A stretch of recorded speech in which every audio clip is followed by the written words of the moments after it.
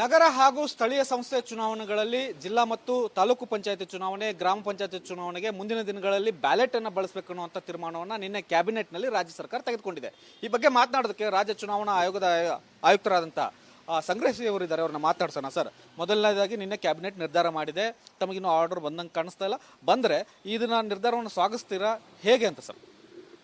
ನಾನು ಸ್ವಾಗತಿಸಲೇಬೇಕಲ್ಲ, ಯಾಕಂದರೆ ರಾಜ್ಯ ಚುನಾವಣಾ ಆಯೋಗಕ್ಕೆ ಅವರು ಕಾಯ್ದೆ ಸಂಬಂಧಪಟ್ಟ ಕಾಯ್ದೆಗಳನ್ನು ತಿದ್ದುಪಡಿ ಮಾಡಿ ನಮಗೆ ನಿರ್ದೇಶನ ಕಾಯ್ದೆ ಮುಖಾಂತರ ಬಂದಾಗ ಒಂದು ಚುನಾವಣಾ ಆಯೋಗದ ಆಯುಕ್ತನಾಗಿ ನಾನು ಸ್ವಾಗತ ಮಾಡ್ತೇನೆ.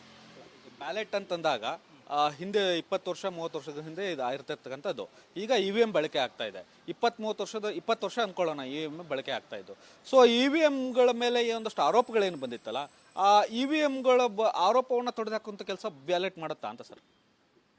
ನಾನು ಪ್ರತ್ಯಾರೋಪಗಳನ್ನು ತೊಡೆದು ಹಾಕ್ತದೆ ಬ್ಯಾಲೆಟ್ ಪೇಪರ್ ಅಂತ ಹೇಳ್ತಾ ಇಲ್ಲ. ಆದರೆ ಸಂವಿಧಾನಿಕವಾಗಿ ನಾವು ಮತಪತ್ರಗಳ ಮುಖಾಂತರ ಬ್ಯಾಲೆಟ್ ಪೇಪರ್ ಮುಖಾಂತರ ಹೋದರೆ ತಪ್ಪಿಲ್ಲ. ಸಂಶಯವನ್ನು ಹೋಗಲಾಡಿಸ್ತದೆ ಅಂತ ಹೇಳಲಿಕ್ಕಾಗಲ್ಲ, ಹೌದಾ? ಭಿನ್ನಾಭಿಪ್ರಾಯ ಇರೋದು ಸಹಜ, ಪ್ರಜಾಪ್ರಭುತ್ವದಲ್ಲಿ ಇರಲೇಬೇಕು, ಆಯಿತಾ? ಈ ಬ್ಯಾಲೆಟ್ ಪೇಪರ್ಗಳ ಉಪಯೋಗ ಒಂದು ಸಾರಿ ನೋಡಲಿ. ಪಾರದರ್ಶಕವಾದಂಥ ಮತದಾನವನ್ನು ಮತಪತ್ರಗಳ ಮುಖಾಂತರ ನೋಡಲಿ. ಅದು ಒಂದು ಹೊಸ ಅನುಭವ. ಈಗ 25-30 ವರ್ಷಗಳಿಂದ ಏನು EVM ಮುಖಾಂತರ ಮತದಾನ ಮಾಡ್ತಿದ್ರು ಹೊಸ ಮತದಾರರು, ಅವರು ಕೂಡ ಈ ಒಂದು ಬ್ಯಾಲೆಟ್ ಪೇಪರ್ಗಳ ಮುಖಾಂತರ ಹಾಕುವಂಥ ಮತದಾನವನ್ನು ನೋಡಲಿ ಅಂತ ನನ್ನ ಹೇಳೋಕೆ. ಈ EVMಗಳ ಮೇಲೆ ಇರ್ತಕ್ಕಂಥ ಆರೋಪ ಹಿಂದೆ ಬ್ಯಾಲೆಟ್ ಪೇಪರ್ಗಳ ಮೇಲೆ ಇರಲಿಲ್ವಾ ಅಂತ ಸರ್? ಅದು ಆಗಿನ ಕಾಲದಲ್ಲಿ ಏನಿತ್ತು ಪರಿಸ್ಥಿತಿ ನನಗೆ ಗೊತ್ತಿಲ್ಲ.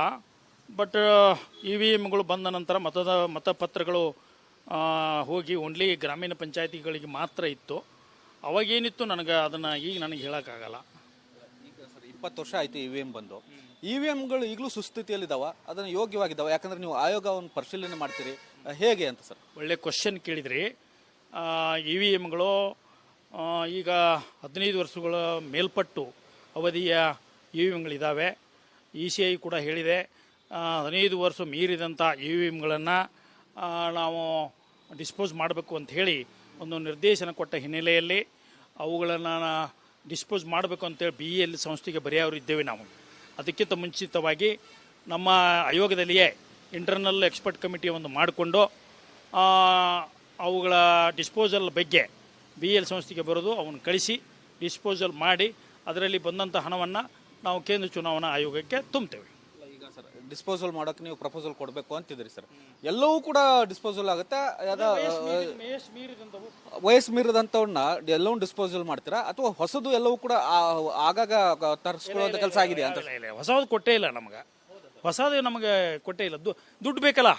ಎಷ್ಟು ವರ್ಷದಿಂದ ಹಳೆವಿದಾವೆ ಸರ್? ಅದೇ 15 ವರ್ಷ ಮೇಲ್ಪಟ್ಟು ಇದಾವೆ. ಹಳೆವಿದಾವೆ, ಭಾಳ ಹಳೆವಿದಾವೆ. ಅವನ್ನೆಲ್ಲ ನಾವೀಗ ಡಿಸ್ಪೋಸ್ ಮಾಡ್ತಾ ಇದ್ದೀವಿ. ನಮಗಿಲ್ವೇ ಇಲ್ಲ, EVMಗಳು ಇಲ್ವೇ ಇಲ್ಲ. ಹೀಗಾಗಿ ನಾವು ಬ್ಯಾಲೆಟ್ ಬಾಕ್ಸ್ಗಳ ಮುಖಾಂತರ ಹೋದರೆ ಅದೊಂದು ಪಾರದರ್ಶಕವಾದ ಆಗುತ್ತೆ, ಒಂದು ಹೊಸ ಪ್ರಕ್ರಿಯೆ ಆಗುತ್ತೆ. ಯಾಕಂದರೆ EVMಗಳು ಇಲ್ಲ, ಮತ್ತು ಕಾಯ್ದೆ ಬೇರೆ ಮಾಡ್ತಾ ಇದ್ದಾರೆ, ರೂಲ್ಸ್ ತಿದ್ದುಪಡಿ ಮಾಡ್ತಾ ಇದ್ದಾರೆ. ಸೊ ಅದ್ರ ಪ್ರಕಾರ ನಾವು ಮಾಡ್ತೇವೆ. EVMಗಳನ್ನು ರಾಜ್ಯ ಚುನಾವಣಾ ಆಯೋಗ, ಕೇಂದ್ರ ಚುನಾವಣಾ ಆಯೋಗ ಎರಡೂ ಸೇರಿ ಒಂದೇ EVMಗಳನ್ನ ಬಳಸೋದಾ ಅಂತ ಸರ್? ಅಂದರೆ ಅವೇ EVMಗಳನ್ನು ಪ್ರತಿ ಚುನಾವಣೆಗೆ ಬಳಸ್ತಕ್ಕಂಥ EVMಗಳನ್ನೇ ಬಳಸ್ತಾ ಇರ್ತಾ ಅಂತ? ಅವ್ರಿಗೂ ಬೇರೆ EVMಗಳು ಇರ್ತವೆ, ನಮಗೂ ಕೂಡ ಬೇರೆ ಕೊಟ್ಟಿರ್ತಾರೆ.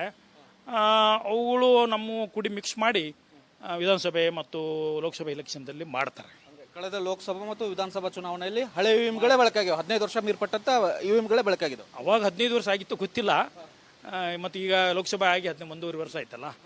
ಈಗ ಆ ಟೈಮ್ದಾಗ 15 ವರ್ಷ ಆಗಿತ್ತು ಇಲ್ಲವೋ ಅನ್ನೋದು ನನಗೆ ಗೊತ್ತಿಲ್ಲ, ನೋಡ್ಬೇಕು ಅದನ್ನು. UPA ಕಾಲದಲ್ಲಿ ಬಂದಿರತಕ್ಕಂಥದ್ದು ಸರ್ EVM ಬಳಕೆ 15 ವರ್ಷದ ಮೇಲೆ ಆಗಿರ್ಬೇಕಲ್ಲ ಸರ್?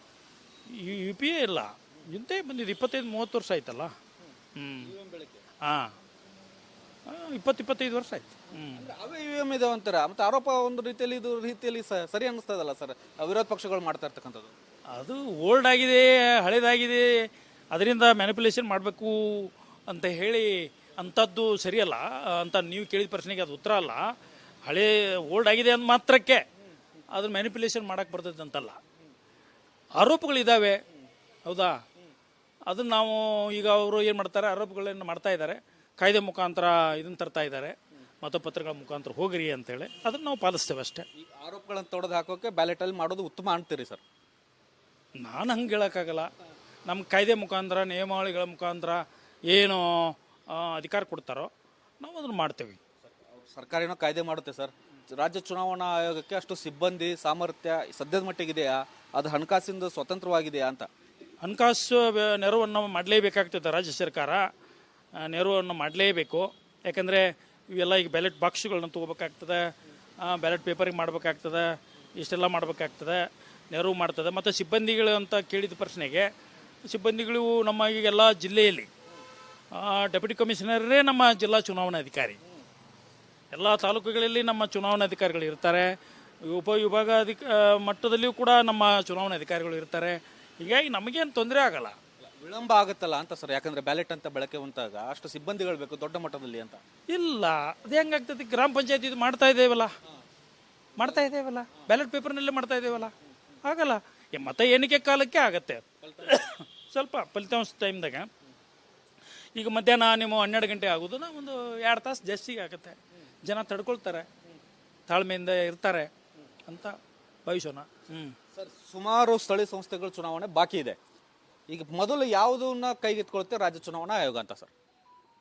ಈಗ ಮಾನ್ಯ ಸರ್ವೋಚ್ಚ ನ್ಯಾಯಾಲಯದ ನಿರ್ದೇಶನದ ಮೇರೆಗೆ ಗ್ರೇಟರ್ ಬೆಂಗಳೂರು ಅಡಿ ಬರುವಂಥ 5 ಕಾರ್ಪೊರೇಷನ್ಗಳಿಗೆ ನಾವು ಸಿದ್ಧತೆಯನ್ನು ಮಾಡ್ಕೊಳ್ತಾ ಇದ್ದೇವೆ. ನವೆಂಬರ್ 1ಕ್ಕೆ ಅವರು ಡಿಲಿಮಿಟೇಷನ್ ರಿಪೋರ್ಟನ್ನು ಕೊಡಬೇಕು. ನವೆಂಬರ್ 30ಕ್ಕೆ ರಿಸರ್ವೇಷನ್ ಲಿಸ್ಟನ್ನು ಕೊಡಬೇಕು. ಆ ನಂತರ ನಮಗೆ 2-3 ತಿಂಗಳನ್ನು ನಾವು ಬೇಕು ಅಂತ ಕೇಳಿದರೆ ಸುಪ್ರೀಂ ಕೋರ್ಟ್ ಎಸ್ ಕೊಡ್ತೇವೆ ಅಂತ ಹೇಳಿ ನವೆಂಬರ್ 1ರಿಂದಲೇ ನಿಮ್ಮ ಕೆಲಸ ಸ್ಟಾರ್ಟ್ ಮಾಡಿ ಅಂತ ಹೇಳಿದ್ದಾರೆ.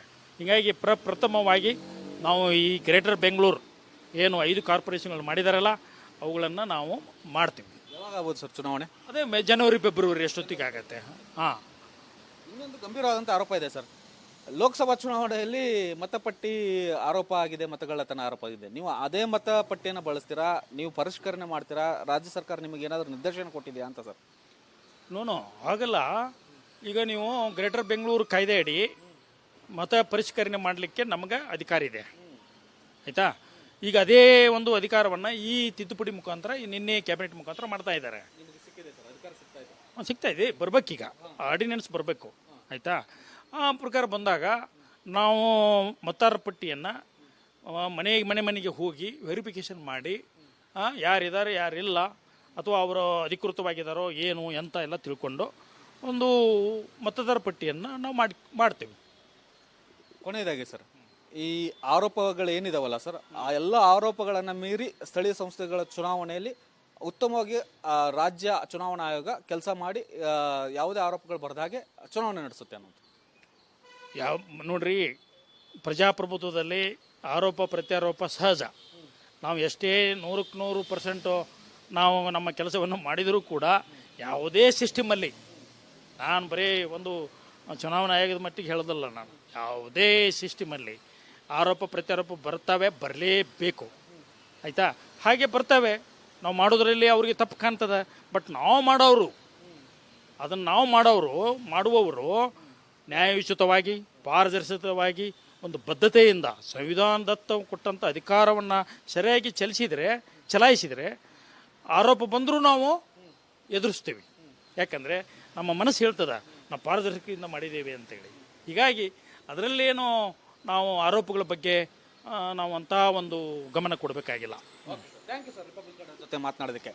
ಇದಿಷ್ಟು ರಾಜ್ಯ ಚುನಾವಣಾ ಆಯೋಗದ ಆಯುಕ್ತರಾದಂತಹ ಸಂಗ್ರೇಶಿಯವರ ಮಾತು. ನಾವು ಸರ್ಕಾರ ಕೊಟ್ಟಂತಹ ಏನು ಈ ನಿರ್ಧಾರವನ್ನು ಸ್ವಾಗತ ಮಾಡ್ತೇವೆ. ಬ್ಯಾಲೆಟ್ನಲ್ಲೂ ಚುನಾವಣೆ ನಡೆಸೋಕ್ಕೂ ಕೂಡ ನಾವು ತಯಾರಾಗಿದ್ದೇವೆ. ಹೊಸ ಅನುಭವ ಸಾಕಷ್ಟು ಯುವಕರಿಗೆ ಆಗಲಿ ಅನ್ನುವಂಥದ್ದು, ಮತ್ತು ಹಳೆ EVMಗಳಾಗಿದ್ದಾವೆ, ಹಾಗಾಗಿ ಅವನ್ನ ಎಕ್ಸ್ಚೇಂಜ್ ಮಾಡಬೇಕಾದಂಥ ಅನಿವಾರ್ಯತೆ ಇದೆ. ಆದ್ದರಿಂದ ಈಗ ಅದು ಬ್ಯಾಲೆಟ್ಗೆ ಬಂದಿದ್ದು ಕೂಡ ಸ್ವಾಗತ ಅನ್ನುವಂಥ ಮಾತನ್ನು ಹೇಳ್ತಾ ಇದ್ದಾರೆ. ಕ್ಯಾಮ್ರಾಮನ್ ಮಂಜುನಾಥ್ ಜೊತೆ ಬಸವರಾಜ್ ಚರಂತಿಮಠ್, ರಿಪಬ್ಲಿಕ್ ಕನ್ನಡ, ಬೆಂಗಳೂರು.